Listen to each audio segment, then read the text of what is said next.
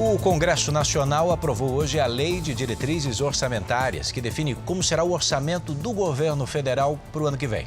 Um dos destaques foi o polêmico aumento do fundo eleitoral, que permitirá a distribuição de quase 6 bilhões de reais para o financiamento das próximas eleições.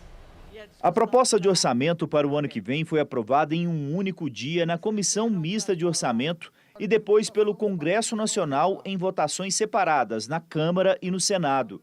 Todos os destaques, que são as propostas para modificar o texto, acabaram rejeitadas. A Lei de Diretrizes Orçamentárias, que é uma prévia do orçamento, define como serão as despesas do governo no ano que vem. A previsão é de que o salário mínimo seja de R$ 1.147.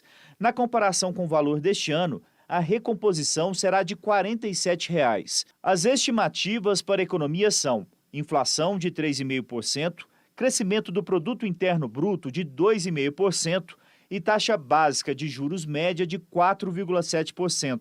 Pelos cálculos, o país deve fechar mais um ano no vermelho, com déficit de 170 bilhões de reais.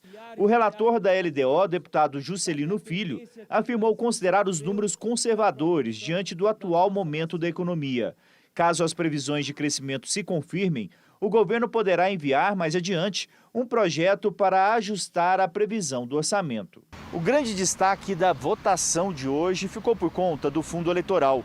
Deputados e senadores aprovaram a destinação de quase 6 bilhões de reais de recursos públicos para financiar as eleições do ano que vem, quando serão escolhidos presidente, governadores, deputados e senadores. O valor chama a atenção porque quase triplica os 2 bilhões gastos no ano passado na definição de prefeitos e vereadores.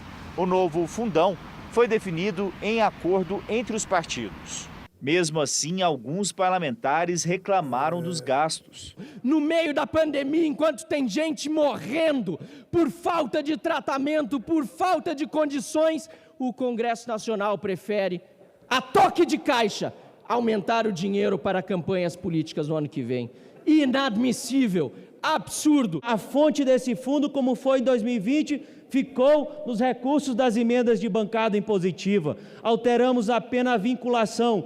Antes ele tratava de um percentual dessas emendas para chegar ao seu valor. E agora o valor do fundo vai chegar baseado no percentual do que será o orçamento da Justiça Eleitoral. A LDO segue agora para a sanção do presidente Jair Bolsonaro e abre espaço para que o Congresso entre em recesso a partir da semana que vem.